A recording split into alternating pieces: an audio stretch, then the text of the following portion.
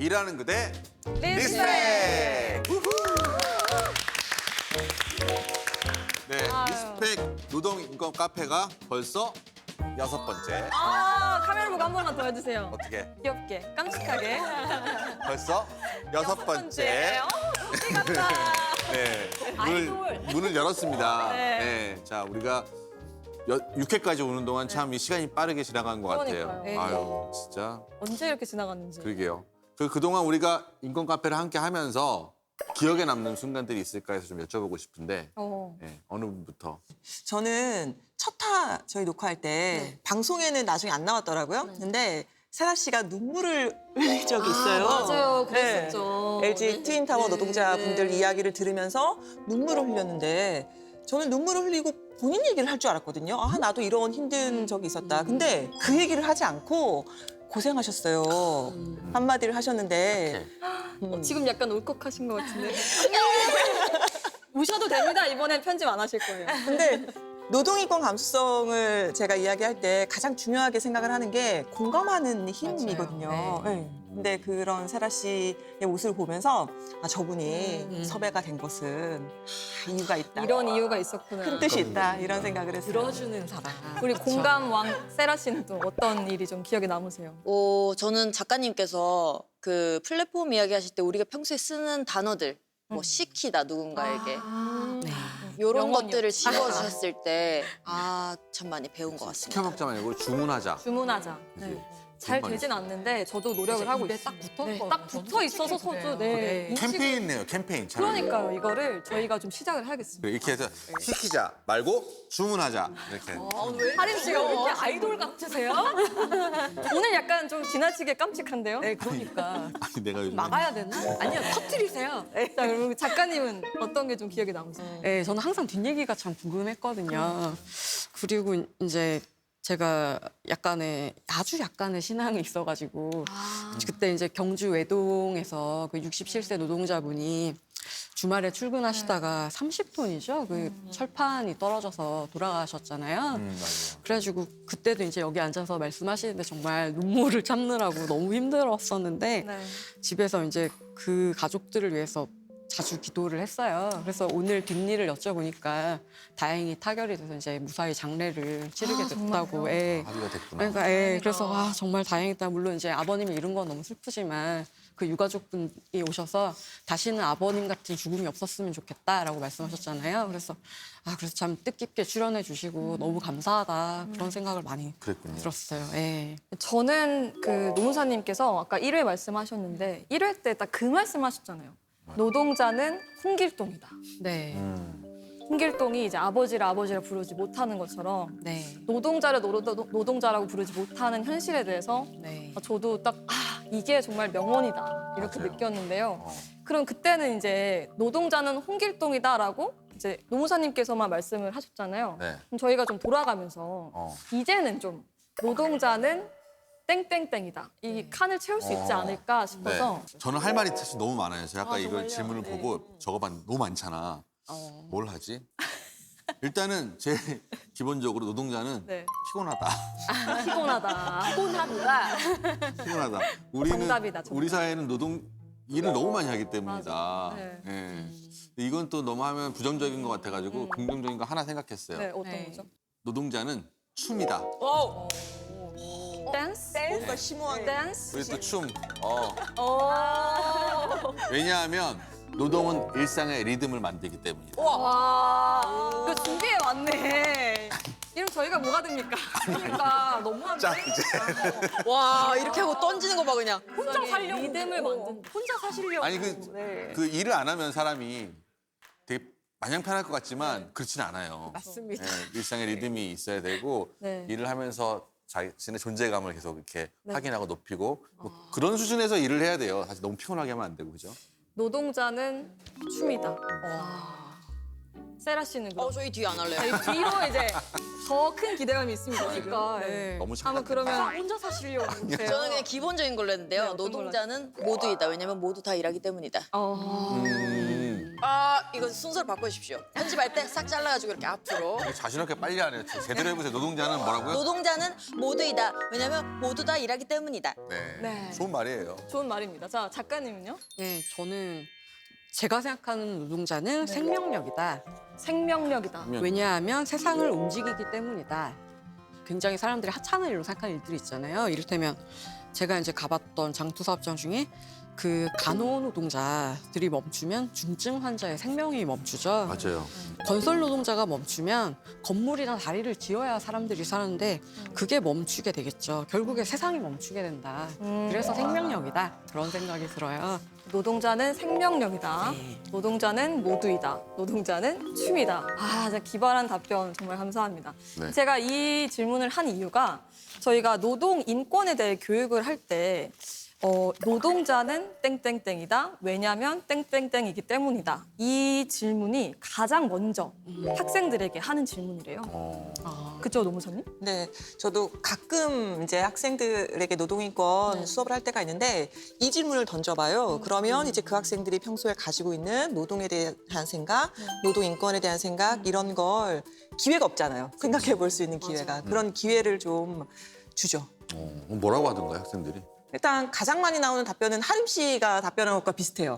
노동자는 힘들다. 노동자는 힘들다. 노동자는 괴롭다. 뭐 노동자는 땀이 난다. 이런 말이 가장 많이 나오고 비슷하게 뭐 노동자는 개미다. 계속 일해야 되니까. 일개미. 예, 이런 답변들이 좀 가장 많이 나오고요. 드물게 나오는 이제 긍정적인 좀 답변들도 있어요. 그래서 노동자는 뭐 희망이다. 그래야지 우리 사회가 살아갈 수 있으니까 꼭 필요하니까 이런 답변들도 있었고 뭐 우리 아빠다. 노동자는 뭐 꼭 필요하다. 이런 답변들도 있었어요. 오늘의 주제는 바로 노동 인권 교육입니다. 네. 자, 이 노동 인권 교육을 함께 이야기할 오늘의 첫 번째 게스트를 모셔보겠습니다.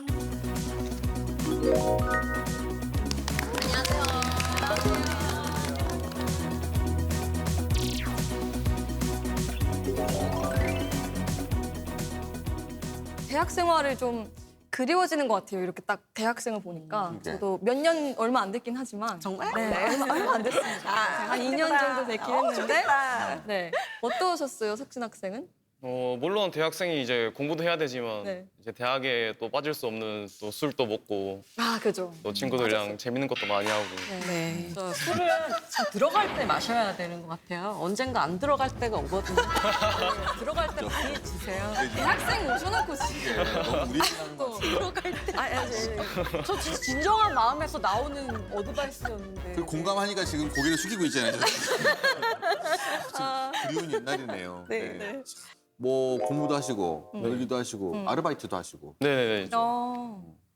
지금도 이제 아르바이트를 하고 있거든요. 아, 어떤 걸 하고 계세요? 지금 이제 떡볶이가 요새 핫해가지고 이제 떡볶이 집에서 알바하고 있거든요. 그럼 지금까지 어떤 알바 해오신 거 있으세요? 엄청 많아서 다 말씀드리기는 어려운데 뭐 저기 예식장도 해보고 네. 뭐 빵집, 고깃집, 뭐 술집도 해보고 많이 할 때는 2개까지 했었는데 네, 새벽에 일어나서 저기 실하시다. 뭐 상하차 이런 거 했다가 와. 제가 또 야시장에서 일했었는데 또 저녁엔 야시장 가고 그랬거든요. 그러니까. 새벽에는 상하차라고. 네, 그때 그렇게 한 적 돈도 그렇고 또 일이 너무 재밌어가지고 재미있어서요. 그러니까 알바들을 많이 하시는 것 같아요. 엄청 많이 하시죠. 작년에 울산교육청에서 실태조사를 한번 했거든요. 고등학생들을 대상으로. 네. 근데 한 1,300명 정도가 응답을 했는데 알바를 한 경험이 있는 친구가 18% 정도가 네. 됐어요. 꽤 많다. 18%. 18%. 네, 그런 일을 하면서 근로계약서를 쓰신 적이 있으세요? 아니, 제가 그런 걸 잘 몰라서 예. 적은 적이 없거든요. 그러니까 모르니까 이게 그냥 자 이거 해 이렇게. 저도 고등학교 때 알바를 했어요. 좀 어떤 알바 하셨어요? 저는 방송 프로그램에 음악을 만드는 걸 했었던 것 같아요. 고등학생이요? 네. 고등학생인데 벌써. 그러니까 음악 그때 당시 이제 음악 학원이 있었거든요. 그래서 저는 거기 가가지고 이것저것 좀 배운다고 있는데 제가 음악을 또 좀 하니까 거기서 이제 원장님이 너 요것 좀 가지고 해와라. 돈 줄게. 그래서 제가요? 그래서 했어요. 해가지고 그때 당시에 막 거의 매일매일 네. 그 우와. 뭔가를 했어요. 계속 우와. 하고 그때 그냥 용돈이라고 뭐 10,000원짜리 몇 장 주시고 그냥. 10,000원짜리 몇 장이래요. 그래서 그걸로 생크림 케이크 사 먹었어요. 이래서 돈 벌었다고 생크림 케이크 갖다 주고. 근데 지금 생각해 보면 그렇죠. 그게 되게 엄청난 양이었거든요. 그렇죠. 그때는 몰랐지. 그때 몰랐죠. 엄청난 음악을 해줬는데 그때 기억이 그러게요, 나네요. 네. 그때 근로계약서 있었으면 나는 그러니까. 곡당 얼마씩 쳐주실 건가요? 이렇게 해가지고 쭉쭉쭉 했으면 생크림이 뭐야 그때. 지금까지 저작권료를 계속 받고 계실 텐데요. 아무 것도 그런데 아무튼 그랬어요 저도. 그냥 우리 서로 믿음으로 가자 피차 이런 말 많이 하잖아요. 내가 그랬다니까 그때. 맞아. 형이 삼겹살 사줄까? 뭐 이런. 예, 삼겹살로 때우려고 그렇지 않나요? 근로계약서 안 쓰면 어떻게 되나요? 이렇게 믿음으로 하는 경우가 아직도 많아요. 아 그래요? 그런데 예, 근데 근로계약서를 이렇게 마음으로 쓰시면 어떻게 되죠? 처벌 규정이, 처벌 규정이 있구나. 적용됩니다. 근로기준법상 500만 원 이하의 벌금. 그래서 몰라 우리가 몰라. 전부 다. 저는 강조하죠. 근로계약서는 마음으로 쓰시면 안 되고 서면으로 쓰셔야 됩니다. 연필도 근데- 아니고 볼펜으로. 근데 저는 궁금한 게 근로계약서가 왜 굳이 이걸 왜 써야 되는지 그게 궁금해요. 그러니까 근로계약서도 계약이잖아요. 계약서잖아요. 그러면 내가 이만큼의 일을 하고 이만큼의 임금을 받는다라는 것이 가장 중요한 계약 내용인 건데 그 계약 내용이 서면으로 남지 않아서 그에 대한 다툼이 발생했을 때 그 불이익을 노동자가 입어요. 증명이 안 이만큼의 돼서. 임금을 주기로 했는데 아니면 나는 이만큼만 일하기로 했는데 이걸 어겼을 때 못 받은 임금을 받고 싶어요. 할 때 이걸 증명할 책임이 노동자에게 있거든요. 근데 그에 대해서 입증되지 않는다라는 이유로 불이익을 노동자가 입는 경우가 많기 때문에 그래서 이제 근로기준법도 반드시 근로계약서는 서면으로 쓰게 법으로 정하고 있습니다. 분쟁이 생겼을 때 해결할 수 있는 기준이 그러니까 되는 거. 노동자를 보호할 수 있는 최소한의 어떤 방패막이라고 볼 수 있겠네요. 고등학교 1학년 때부터 아르바이트 했는데 지금 제가 나이가 24살이거든요. 네. 거의 7년 동안 아르바이트 했는데 진짜 뭐 돈 떼이고. 돈 떼인 거는 기본이고 뭐 폭언도 당해보고 저 심지어 또 알바하다가 이제 고깃집 같은 데 하면 팁을 받을 수도 있거든요. 근데 그거 이제 가로채는 사장님도 보고 벼룩에 간을 내먹지 어린 학생한테. 그렇죠. 별의별 사람들이 많네요. 고객이 주신 팁을 가져가고 또 근로계약서도 안 쓰고 이러면 주휴수당도 못 받으셨을 것 같은데 어때요? 네, 주휴수당 제가 제대로 잘 몰라서 5인 미만이라고 예전에 어떤 사장님이 그래서 아예 못 받는 줄 알고 있었어요. 그럼 5인 미만 사업장이면 이 주휴수당을 받을 수가 없는 건가요? 그게 뭐예요 주휴수당이? 주휴수당은 노동자가 일주일 동안 이제 개근을 하면 네. 일주일에 하루는 유급으로 휴일을 줘야 된다. 이게 주휴일이고 그때 이제 유급이니까 임금을 주잖아요. 그래서 일하지 않아도 주 1회씩 주는 그 임금을 주휴수당이라고 보통 불러요. 근데 지금처럼 근로기준법이 적용되는 게 5인 이상 사업장이니까 5인 이상이어서 주휴수당을 안 줘도 된다. 아니면 알바라서 안 줘도 된다. 이렇게 잘못 알고 있는 경우가 굉장히 많거든요. 자신이 네. 믿고 싶은데도. 네네. 네. 주휴수당은 5인 미만 사업장도 당연히 적용이 돼요. 네, 그래서 단 한 명만 고용을 해도 주휴수당을 지급을 해줘야 되고 일주일에 일하기로 한 시간이 15시간 이상만 되면 그러면 주휴수당을 받을 수 우리 있어요. 처음 듣는 얘기야. 나도 처음 들어봐요. 저도 방금 알았어요. 정말요? 혹시 단 한 번도 주휴수당을 받아본 적이 없으신 거예요? 네, 저는 한 번도 그렇게 주휴수당이라 해갖고 돈을 더 받은 적이 없는 것 같아요. 최저임금만 줘도 참 좋은 맞죠? 사장님이 사장인 거 안 주는 데가 더 많아가지고. 네. 이거 안 주면은 뭐 벌금 같은 거 네, 있어요? 그렇죠, 그렇죠. 주휴수당이요? 네. 주휴수당 지급 안 하면 2년 이하의 징역 또는 2천만 원 이하의 벌금. 털컹털컹하네. 기분 좋은 그런 경험이 네. 있으셨는지 또 베스트랑 워스트가 궁금합니다. 제가 몇 년 전에 이제 20살 때 그 야시장에서 일을 했었는데 네. 무슨 일이요, 야시장에서? 야시장에서 뭐 그 막창도 팔고 아하. 이제 꼬지도 팔고 아, 이랬거든요. 이렇게, 예. 한 번씩 드셔보실지 모르겠지만 네. 그때 그 사장님이 제가 주휴수당을 그때 생각 안 한 게 네. 그때 최저임금이 아마 6,500원이었는데 사장님이 저한테 거의 10,000원 이렇게 주셔가지고 와. 그것도, 네. 열심히 하셔서 그랬을 거예요. 아마 그랬을 수도 있고. 좋은 사장님인가 네. 보다. 이쁘고 어리고 열심히 한다고 그랬을 그러시고 것 같아요. 네. 군대 가기 전에 안경도 맞춰주시고 진짜요? 한우도 사주시고 네. 한우요. 진정한 마음은 진심이죠. 이게 진심은 돼지고기까지. 하루가 넘어가면 안 돼요. 왜요? 우리 같은 사람들이 보통 엔터테인먼트 쪽이 보통 맛있는 거 많이 사주면서 꼬드겨. 그 정도면 좀 괜찮지 않나? 나는 진심은 돼지고기까지라고 들었는데. 아니 이제 소고기면 100% 그거는 이제 수당을 잘 주는 사기잖아요, 그거죠. 노동 쪽에 이게 그럼 많아요. 어스트는 어떤 경우였어요? 거의 노동 착취급으로 이제 진짜요? 예, 일도 네. 하고 한 10시간 일했는데 아마 그때 앉은 기억도 없을 때가 있는 적이 있었어요. 어디서 일하셨을 때요?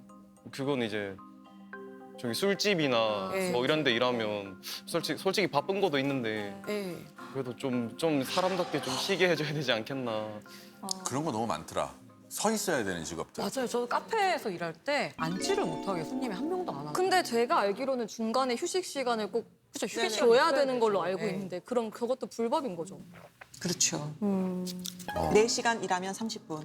그 맛도 8시간 일하면 아니 그걸 좀 홍보를 잘 해주셔야죠. 노무사님 이게 잘못인 것 같은데 이거 홍보를 그냥 우리 지금 다 처음 듣는 얘기야. 왜 농사님한테 죄가 돌아다니? 아니 모르겠어요. 여기서 지금 여기 손가락질 할 사람은 이쪽밖에 없어요 지금.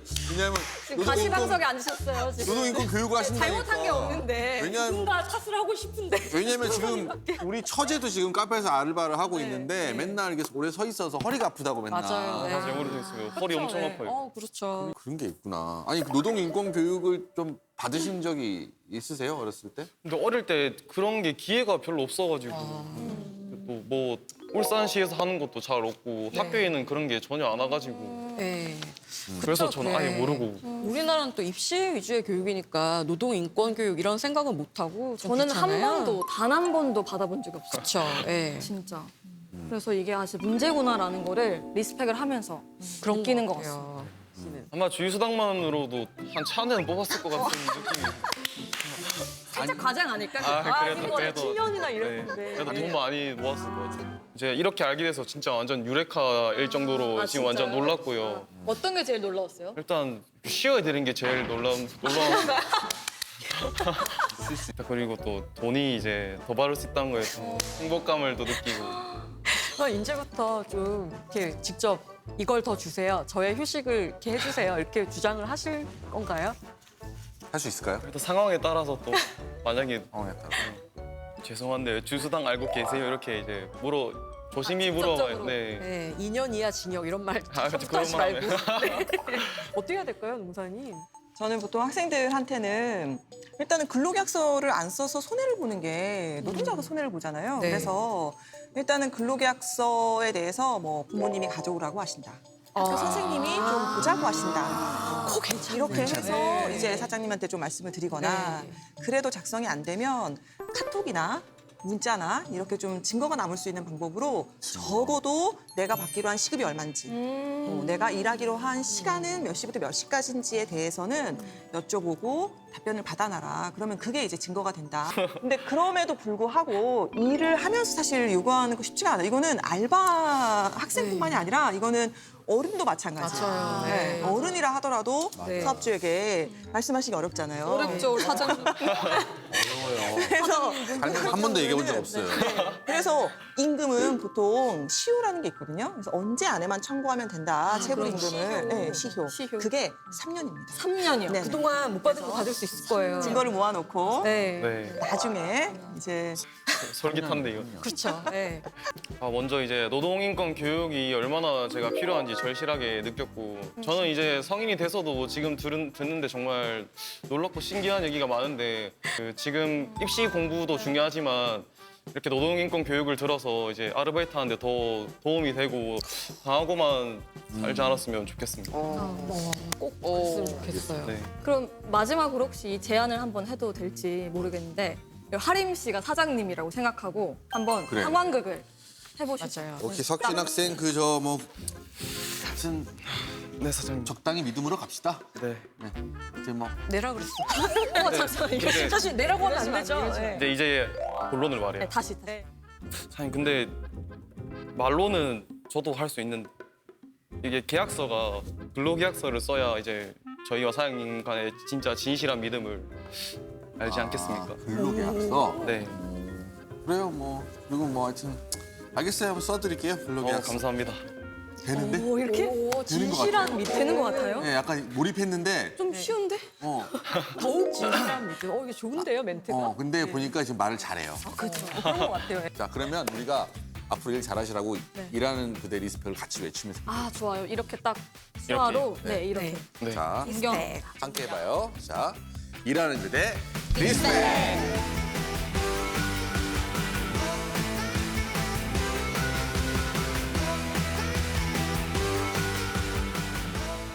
자, 우리 조석진 학생과 또 이야기 많이 나눠봤는데, 이 말 들으니까, 노동인권이 과연 지켜지고 있을까, 우리 삶에. 이런 생각을 좀 해보게 되더라고요. 우리 지금 약간 우리 쪽만 지금 이제 비 오는 거 아시죠? 지금 약간 이렇게 CG 한번 처리해주세요. 너무 잘 어울려. 여기가 훨씬 어두워요, 근데. 뭐 서로 이게 우리 쪽은 이걸 일이라는 게 사실 좋아서 하는 일이라고 알려져 있기 때문에 그렇죠.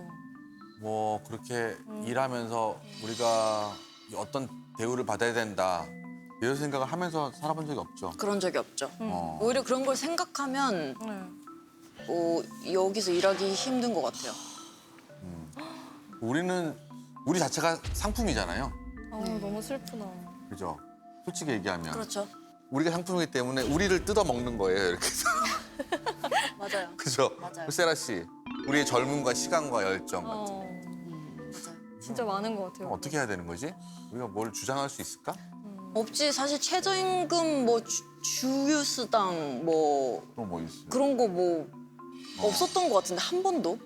근데 이게 않잖아요. 보니까 그 배우 쪽은 그런 게 생기는 것 같긴 해요. 정말요? 그죠? 잘 되나? 영화 네. 촬영. 그러니까 이게 산업계가 전반적으로 조금 뭔가 그 각성을 하고 네. 인식이 바뀌면 뭔가가 되긴 하는 것 같아요. 네네. 모든 끝나지 않은 고민들을 좀 해결을 조금이라도 하고자 울산의 노동사를 직접 겪으시고 네. 노동 인권의 교육을 저희에게 친절하게 설명해 주실 전문가 한 분을 모셨습니다. 와.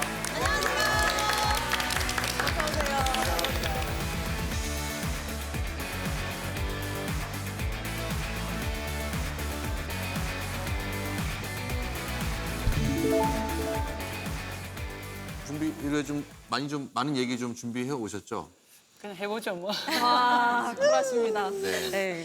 자, 그리고 질문 좀 그러면 해주세요. 저희가 질문 좀 있습니다. 첫 번째 질문 가도록 하겠습니다. 노동인권 교육하면 학생이 노동교육은 무슨 노동교육이야. 그냥 공부만 하면 되지라고 하는 분들도 많아요. 이런 반대 의견에도 불구하고 학생들이 노동인권 교육을 받아야 하는 이유는 무엇일까요? 사실 학생들이 학교를 졸업하면 뭐 거의 대부분이 다 노동자가 되고 네. 또 학생들 가족들도 대부분 다 노동자이기도 하고 네. 우리 하림 씨, 네. 세라 씨도 이런 게 맞죠, 저희? 예, 음악하는 예술 노동자이시고 그죠? 또 우리 현진 씨도 노동자요. 글 쓰는 지필 노동자이시잖아요. 예. 그래서 노동자라 하면 뭐 공장에서 일하는 분들만 노동자라고 생각하는 잘못된 생각도 있기도 하고 정말 우리 학생들은 물론이고 우리 국민들 절대 다수가 다 노동자가 되기 때문에 그 노동자로서 어떤 권리뿐만 아니고 또 노동에 대한 생각이나 노동에 대한 가치 이런 걸 제대로 알지 못하고 가면 상당히 문제가 된다고 생각을 하고 네. 또 실제 노동자가 안 되고 뭐 사장이 된다든지 고용주가 된다 해도 노동자를 고용하거나 하지 않습니까? 네네. 그랬을 때 노동에 대해서 잘못된 인식을 갖고 있으면 많은 문제를 야기하기 때문에 노동인권 교육은 노동자에게 꼭 필요한 그런 교육이기도 하지만 네. 노동자가 아닌 사용자나 뭐 이런 분들한테도 꼭 필요한 교육이다 이렇게 생각을 합니다. 네. 또 우리나라는 노동 이러면 빨갱이 뭐 이런 오해를 받으신 적은 없나요? 옛날에는 노동이라는 말 자체를 쓰지를 못했죠. 예. 지금도 우리는 법에는 노동자로 안 돼 있고 근로자로 되어 있잖아요. 예. 그래서 노동이라는 말 자체를 불온시하는 그런 때가 있었고 지금도 뭐 크게 달라지지는 않았다고 생각을 하거든요. 그래서 노동하면 좀 약간 뭐 빨갱이 것처럼. 그래도 이제 그동안 사실 노동자들이 많이 노력을 해가지고 예, 많이 나아졌다고 생각을 하거든요. 예. 학생들이 이 교육을 통해서 어떤 걸 배울 수 있습니까? 예, 학생들이 뭐 연령에 따라서 좀 다를 것 같기도 해요. 그 초등학생이나 이런 학생들은 기본적으로 정말 노동 없이는 내가 하루도 살 수 없구나. 그래서 노동이 얼마나 소중한 건지 그 노동의 가치에 대해서 우선 아는 게 제일 중요하다고 생각하고 우리도 다 우리 주변의 사람들이 다 노동자고 나도 커서 노동자가 되겠구나. 그리고 우리 부모님들도 다 노동자이구나. 그래서 부모님들을 좀 긍정하고 좋게 보는 그런 생각을 가지는 게 우선 중요할 것 같고요. 그다음에 중고등학교로 가면 이제 고등학교 가면 특히 이제 알바도 많이 아르바이트도 많이 하고 또 졸업 후에 취업도 하고 이렇게 하잖아요. 그럼 구체적으로 이제 자기에게 주어진 그런 권리 의식이 있어야 된다고 보거든요. 그 고용하는 분들도 이 잘못 알고 있고 제대로 된 노동 뭐 감수성이랄까요? 그런 게 없으면 사실 큰 화를 입잖아요. 그렇기 때문에 나이가 들면서는 노동 기본권 이런 것도 좀 가르쳐야 되고 또 산재가 특히 요즘 많지 않습니까? 산재에 관한 그런 것도 법으로 다 이렇게 정해져 있는 게 있는데 실제로 그걸 학교에서 배워서 나가지 않고 그러다 보니까 뭐 법에 어긋난 걸 시켜도 대응을 못하고 이렇게 하다 저렇게 참변을 당한다고 생각을 하고 그래서 노동인권 교육이 사실 더 강화돼야 되는데 좀 그렇습니다. 노동법 교육은 사실 노동인권 교육에서 가장 아주 좀 협소한 영역인 거고 아주 꼭 필요하지만 그게 전부는 아니거든요. 근데 제가 중요하게 좀 생각을 하는 건 이 학생들이 노동자를, 내 주변의 노동자, 모든 노동자들을 존중하는 마음을 갖게 하는 것. 그러니까 그 과정, 다른 노동자를 존중하는 마음을 갖게 되는 게 결국은 내 자신에 대한 노동자로 살아갈 수 있는 내 자신에 대한 자긍심을 키우는 과정이기도 하다. 저는 그렇게 생각합니다.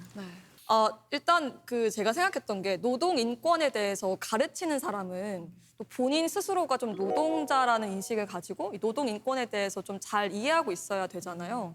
교육감님은 그 부분에서 어떠신지 궁금해요.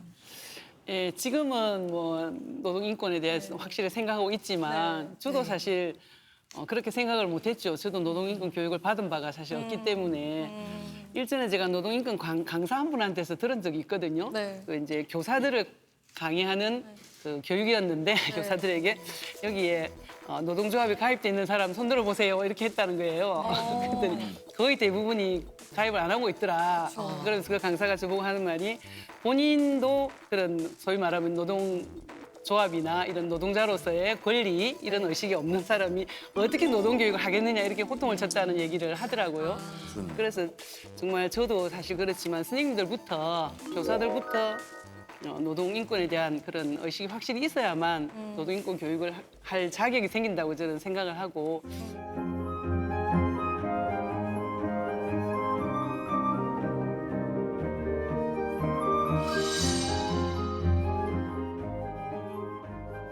그때만 해도 뭐 제가 노동자라는 생각은 없었습니다. 물론 생각은 없었고 그러다가 이제 제가 공고에 발령을 받았었거든요. 그래서 그 애들이 졸업하고 학생들이 졸업하고 전부 현장에 가서 노동자가 되는데도 불구하고 저도 또 교육 노동자이기도 하고 한데도 그런 노동에 대한 인식이 없었고 이제 나중에 그 학생들이 이제 점차 또 회사에서 생활하는 걸 보면서 노동자들이 어떻게 살아가는지도 깨닫게 되고 또 어떤 사고 같은 걸 난 걸 보면서 저도 제가 학교에서 정말 수학 선생이었는데 이 수학만 잘 가르친다고 좋은 교사가 아니구나 하는 생각들을 조금씩 하게 된 것 같아요. 아무 생각 없이 처음에는 소위 말하면 저도 자립해야 되니까 대학을 졸업해서 사택도 준다 하고 이래서 이제 취업을 한 거죠. 8년 6개월 정도 근무하다가 해직이 됐거든요. 그때까지는 중교조도 없었고 해서 해직을 왜 되셨는지 우리 시청자들이 궁금할 것 같은데. 예,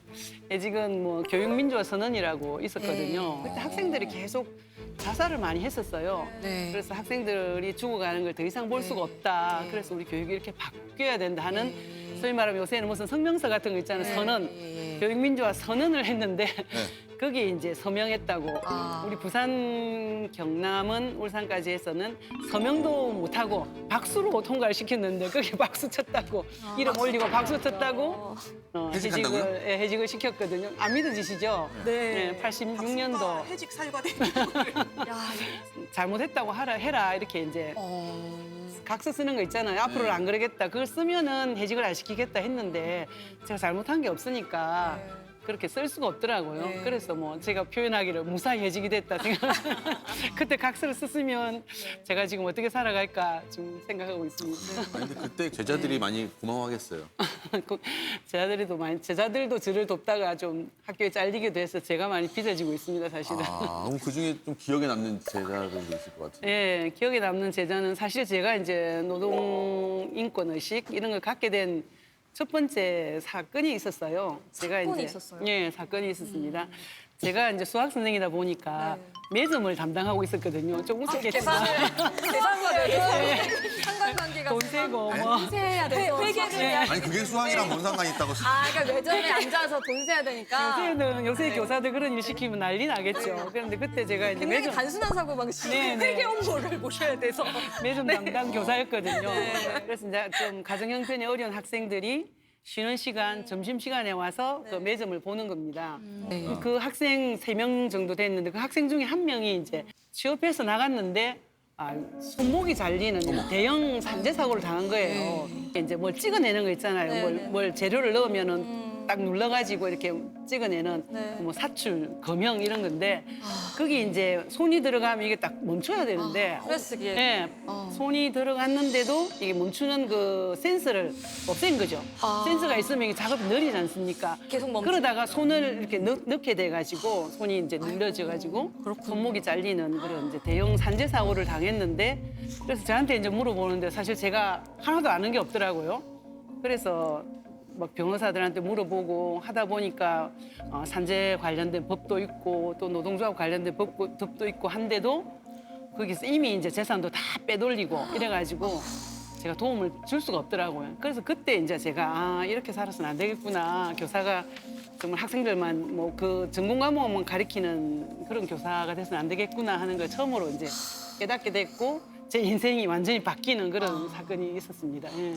학생들이 이제 금방 눈 뜨죠. 자기 생활하고 너무 관계가 있는 거고 또 모든 가족들이 다 노동자이기도 하고 하니까 또 친구들이 그렇게 이제 산재 사고를 당하고 이런 걸 보면서 그렇게 이제 학생들하고 조금씩 가까워지면서 저도 이제 노동 문제에 관심을 가지고 이렇게 됐던 것 같습니다. 이렇게 얘기를 해야 되는 거야. 모여서.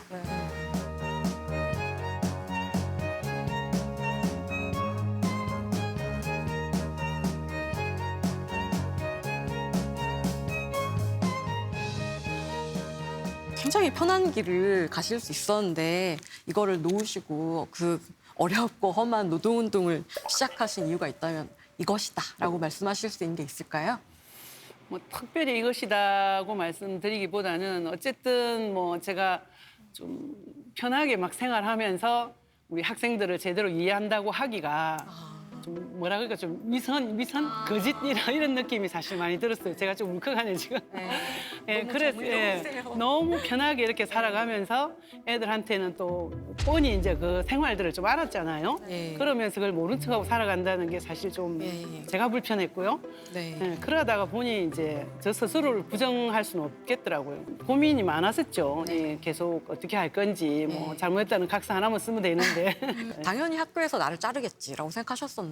아니요, 처음에는 그렇게 생각 안 했습니다. 이렇게 뭐 그걸 갖고 자르겠나 이렇게 그럼 안 생각했는데. 했겠지. 조금. 박수를 쳤는데. 그런데 이제 조금 있으니까 뭐 다 이제 경위서 이런 걸 쓰거든요. 징계를 하기 위해서. 경위서를 쓰면서 느꼈어요. 지금 잘못했다고 안 하면 다 잘린다. 이제 이렇게 얘기를 하더라고요. 그래서 경위서를 써야 된다. 뭐 또 하면 안 되냐부터 시작해서 쓰고 나서 또 하면 안 되냐 이런 얘기들 있어서 해지게 되겠구나 생각을 했고 사실 저 스스로를 그렇게 부정하면서 그렇게 쓸 수가 없더라고요. 없더라고요. 그래서 너무 멋있어. 걸크러쉬. 나도 이게 보통 어떤 사람은 그래도 먹고 살아야 되니까. 눈 한 번 감자 쓰자. 이러면서. 근데 어떤 사람은 나 이건 도저히 인정 못 하겠어. 너무 멋있어. 스스로를 부정할 수가 없어서 근데 좀 잘 몰라서 그랬을 수도 있습니다. 그때 순진했기 때문에. 그때 그 어느 정도 연령이셨나요? 20대 후반이니까 너무 그 정도니까 제가 근데 특별히 가수대 몰랐죠. 후반에 만한 나이. 제가 저라면 저런 선택을 할 수 있을까 생각해봤는데 그쵸, 밥줄인데. 너무 어려울 것 같아요. 저는 합니다. 정말 돌아갈 수 없다고 지금 그냥 말씀하시는 거 아닐까? 아니 저는 할 것 같아요. 그냥 집에서 부모님이 늘 그랬어요. 제발 그러지 말라고. 좀 이렇게 좀 부드럽게 살아라고. 네. 네, 저는 유하게 좀 선배님을 살아라. 믿고 나가겠습니다. 연예인 노조. 연예인 노조, 가수 노조. 선생님 지금이라도 하실 거죠? 아 지금은 더 하시겠다. 지금은 뭐다 얘들아. 그 가족분들 반응은 어떠셨어요? 제가 그때 결혼을 안 했기 때문에 아, 어질어질하다. 이러다 결혼이나 하겠나 뭐 이런 반응이 좀 있어서 그런 걱정을 좀 했던 것 같아요. 그 울산의 첫 노조인 현대엔진의 노동조합 설립 순간을 함께 하셨다고 제가 아 진짜요? 첫 노조. 네. 천노조. 네. 이게 데모죠, 이 정도. 데모네 정말 네. 데모네요. 네. 스트라이크 말고 그때 얘기 좀 해주세요. 빅 마더. 예, 그때는 뭐 이해가 안 되겠지만 그때 현대그룹에 노조 생기는 게 엄청난 일이거든요. 네. 정주영 회장님께서 내 눈에 흙이 들어가기 전에는 노조는 안 된다. 네, 맞아요. 네. 그래서 현대 엔진 노동조합을 나이트클럽에서 창립을 했습니다. 그 정도로 이제 노동조합을요? 굉장히 감시가 심했기 때문에 숨어서 하기 위해서.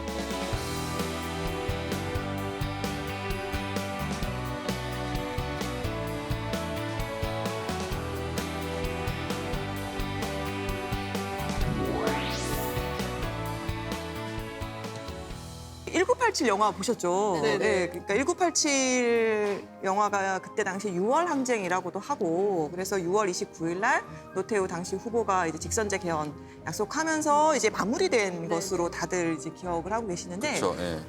그 이후에 이제 노동자들의 항쟁이 시작이 되거든요. 7월, 8월, 9월 대투쟁이라고 불리는. 그래서 정치 민주화를 바랬던 그 열망이 직장에서 우리 회사에서의 민주화에 대한 열망, 노동 조건 개선의 열망으로 옮겨간 거죠. 지금 의아한 게 네. 우리가 어렸어서 몰랐나?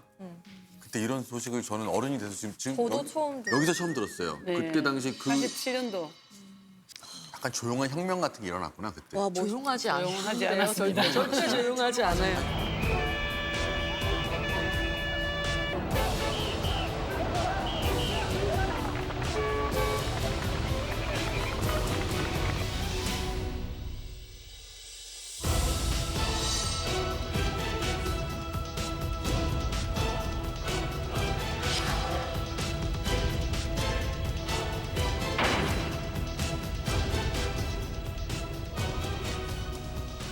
유월 항쟁이 사실은 직선제 쟁취한 큰 그런 유월 뭐 혁명이라고 하지 않습니까? 항쟁 뭐 이렇게 얘기하죠.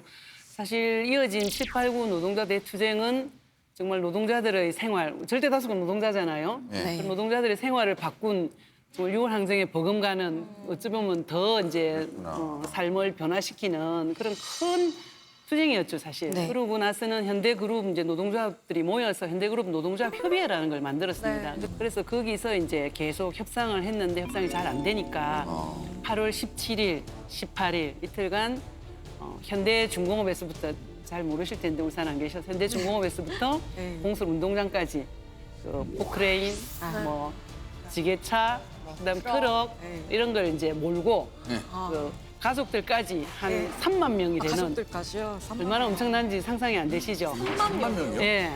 샌드머신이라고 있거든요.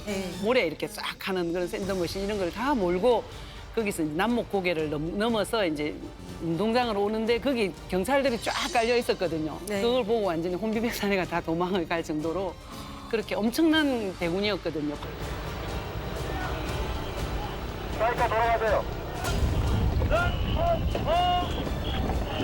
그러니까 가족들도 뭐 주변에서 먹을 거 주고 물 떠주고 이렇게 이제 해서 그 더운 날 그 긴 거리를 걸어서 그렇게 왔거든요. 그래서 그런 경험이 있다는 게 울산이 다른 지역하고는 완전히 다른 것 같습니다. 네.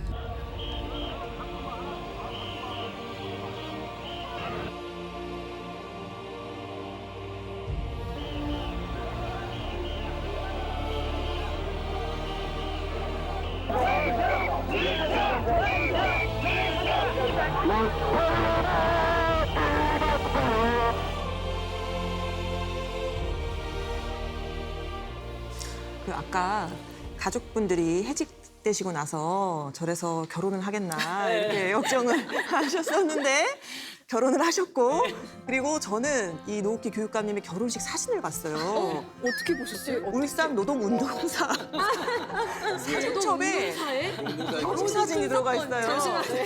아 그러니까 노동운동하다 결혼을 못 할 것 같으니까 노동운동. 역사에 결혼식 사진이 들어간다는 노 선생님의 처음 들어보고 결혼이 결혼식 얘기를 히스토리가 있을 것 같아요. 제가 이제 결혼을 할 때 사실 이제 통상적으로 하는 결혼하고 조금 다르게 했고요. 이제 민중혼례라고 해가지고 지금은 좀 네, 하는 것 같더라고요. 한복을 입고 거기 이제 뭐 풍물도 치고 네, 그런 이제 축가로 막 노동가요를 부르고 이렇게 이제 성당에서 네. 그렇게 이제 결혼을 했는데 남편이 그때 이제 현대 중정기라는 데 다니면서 네. 테러를 당했어요. 그때 한창 노동자 투쟁이 이렇게 활성화되어 있을 때거든요. 테러를 당했는데 일주일 앞두고 테러를 당했거든요. 그래서 결혼을 하겠냐. 그래서 동강병원에서 이제 입원해 있다가 결혼식장에 갔거든요. 그래서 그 테러를 규탄하는 집회가 결혼식에서 보수부지에서 열리고 있었거든요. 그래서 결혼식 마치고 그 집회에 가서 우리가 이제 인사하는 게 아마 사진으로 아 이래서 여기 실렸구나. 정말 특별하시네요. 결혼식은 성당에서 하고 마치고 그 집회가 있어서 이제 인사를 하러 피로연을 갔다가 피론을 갔다가 이제 사진 다음 일정 집회다. 이렇게 딱 한국 해서. 노동자들의 축하 소개.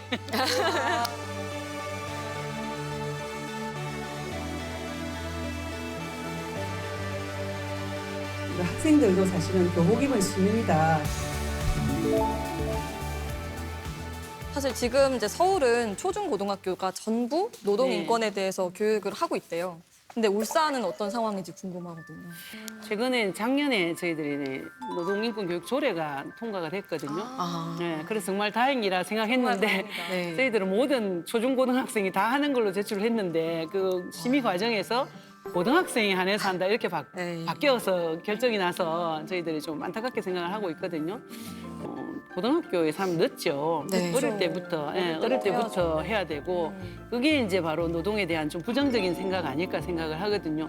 노동자들이 노동인권 교육이라 하면 자기 권리 주장하는 투쟁 이런 쪽으로만 생각하기 때문에 우리가 정말 모두가 노동이 소중하다 그러고 노동 존중 사회 만들어야 된다 그러면서 어릴 때부터 그 가르치는 것에 대해서는 좀 부정적으로 생각하는 이런 부분들이 그런 결과를 낳지 않았나 생각을 하거든요. 그래서 초등학교 때부터 제대로 된 노동인권 교육을 해야 된다고 생각하고 울산교육청도 그렇게 할 겁니다. 예. 울산은 사실 공장도 많고 한데 네. 울산이 조금 노동인권 교육을 좀 열심히 하는 그런 모습은 없나요? 울산만의 좀 특징 같은 게 있을까요? 울산이 좀 늦게 시작을 했기 때문에 다른 데보다 열심히 한다고는 좀 할 수가 없을 테고 울산만의 특징이라 그러면 아까 말씀드렸던 그런 울산에서의 그런 노동자들의 실천 이런 게 다른 지역과는 좀 다른 실천이 있지 않습니까? 그래서 그분들이 앞으로 이제 좀 저는 그렇게 생각합니다. 노동인권 강사로도 체험 자기 경험 얘기해 주는 있잖아요. 강사로도 좀 나섰으면 좋겠다는 생각을 하고 그리고 지금 울산에 전국 최초의 노동박물관인 울산 노동역사관이라는 게 생겼거든요. 그래서 울산 노동역사관에서 그동안 노동자들이 이제 어떻게 살아오고 또 자기 권리를 위해서 어떻게 활동해 왔는지 이게 이제 눈으로 볼 수 있게 또 학생들이 체험할 수 있게 이렇게 만들어놨습니다.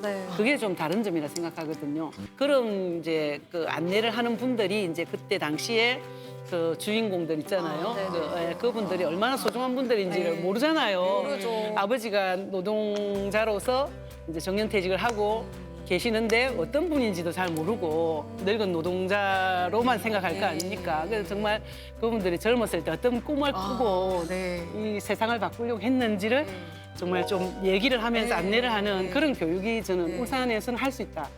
그게 좀 다른 데하고 다르지 않을까 이런 생각을 좀 하고 있습니다. 그렇게 해서 이제 협약을 체결했거든요. 최근에 노동역사관하고 그래서 앞으로 그렇게 좀 왕년의 전사들이 교육을 시켜준다니 너무 좋은 것 같아요. 네. 근데 노동인권 교육이 학생만을 위한 게 아니잖아요. 아까 저희가 다른 얘기도 했었는데 사실은 사업주, 고용주들도 법을 잘 알아야 자기도 모르게 인권을 침해하는 일이 없을 것 같은데요.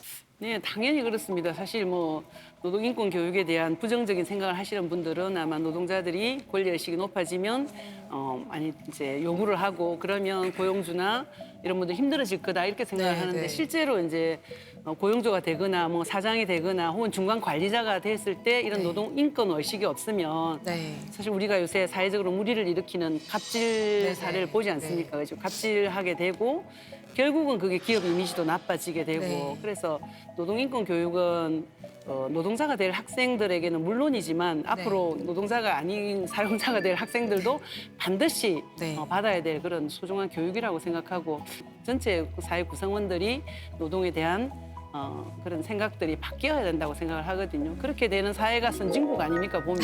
네. 네. 그래서 우리 노동인권 교육에 대한 그런 부정적인 시각은 다 걷어들이면 좋겠고 그래서 정말 학생들이 노동의 소중함, 그러니까 노동의 가치 이런 걸 좀 제대로 좀 공부를 해서 그 사람이 앞으로 노동자가 되든 사용자가 되든 우리 전체가 노동 존중 사회로 갈 수 있도록 그렇게 했으면 좋겠다 생각을 하고 있습니다. 최종 목표구나. 네. 이 사회가 노동을 존중하는. 네. 그냥 무슨 일을 하든지 간에 이렇게 존중받을 수 있을 만한 그런. 자, 마지막 한 가지 질문이 있습니다. 저희들이 아까 다 했거든요. 노동자는 땡땡땡이다. 땡땡땡이기 때문. 요거 이렇게 아까 뭐 굉장히 많이 나왔 노동자는 피곤하다. 네. 해가지고. 참신한 답변을 기대하고 있습니다. 지금. 잠시나.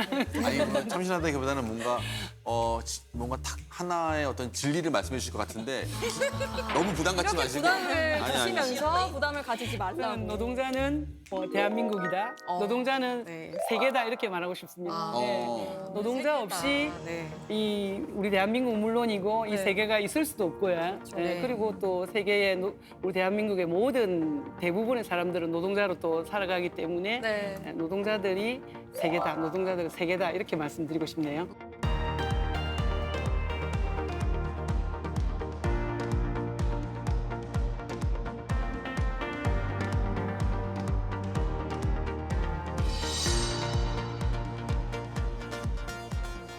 저는 오늘 되게 많이 배웠고 그리고 성함을 제일 처음에 딱 봤을 때 노오키 선생님. 예. 선생님이잖아요. 그러니까 노와 오키가 다 같이 있어요. 노, 오케이가 같이 있어. 그러니까 될 땐 되고 안 되는 건 안 되라고 말할 수 있는 그런 그러니까 이름에서부터 뭔가 소리가 나오는 그런 no, 오키, 지금까지 그거 no, 오키, no, 오키. 찔러야겠어. 지금까지 계속 생각하신 것 같아요. 네, 오늘 그러니까 교육관님 나오셔서 그 말씀하신 것처럼 노 할 땐 또 노 하시고 오케이 하실 땐 오케이 하시고 제가 오늘 이야기 나눠보니까 이 교육관님의 삶 자체가 진짜 노동이구나. 노동의 진심이시구나 이런 걸 좀 네. 느낄 수 있었던 시간이었던 것 같습니다. 네. 마지막으로 저희 리스펙에 오늘 출연하신 소감을 한 말씀 해주시죠. 아 정말 언론에서 이렇게 재미있게 노동 문제를 다루면 또 좋은 시간대에 방송을 하면은 맞아요. 학교에서 하는 노동 인권 교육보다 훨씬 더 많은 효과를 거둘 것 같고 특별히 이렇게 잘 알려진 사람들로 이렇게 하면 너무 좋다는 생각이 많이 들고 네. 사실 노동자들이 뭐 자기 권리만 주장하는 사람이 아니고 이 자기보다 더 어려운 그런 노동자들에 대해서도 관심을 갖게 하는 그런 또 역할을 하는 것 같더라고요. 저번에도 보니까 제일 우리 노동자들 중에서도 어려운 노동자들 얘기를 많이 하셨잖아요. 네, 그런 게 이제 막연히 연대를 한다 하는 것보다 훨씬 더 구체적인 생활들 얘기하니까 도움이 많이 될 것 같고 또 재미있게 볼 것 같습니다. 그래서 노동인권 교재로 쓰면 너무 좋겠다. 그런 생각을 했습니다. 좋겠다. 좋네요. 늘 열정이 있으신 것 같아요. 네. 예, 오늘 정말 많이 배웠습니다. 네. 자, 이렇게 노동인권 교육을 통해서 세상의 모든 노동자가 당당하게 노동인권을 누릴 수 있는 그날이 하루빨리 오기를 바랍니다. 그럼 오늘의 일하는 그대 리스펙은 여기서 마무리하도록 하겠습니다. 우리 다 같이 수어하면서 마무리할까요? 네. 일하는 그대 리스펙!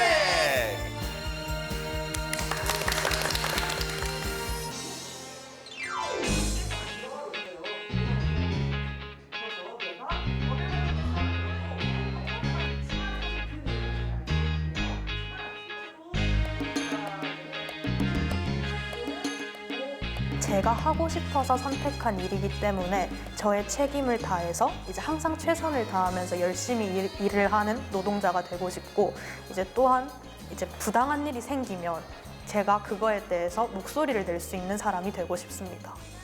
아들, 딸들을 보호하기 위해서, 챙겨주기 위해서 열심히 노동하시고 그런 부당한 일들을 겪는 게 그냥 참고 넘기실 수 있는데 아들, 딸들은 그런 걸 보면 마음이 찢어질 것 같거든요.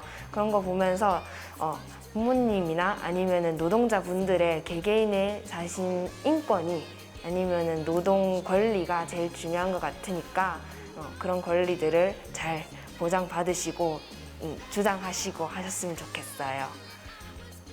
화이팅! 화이팅!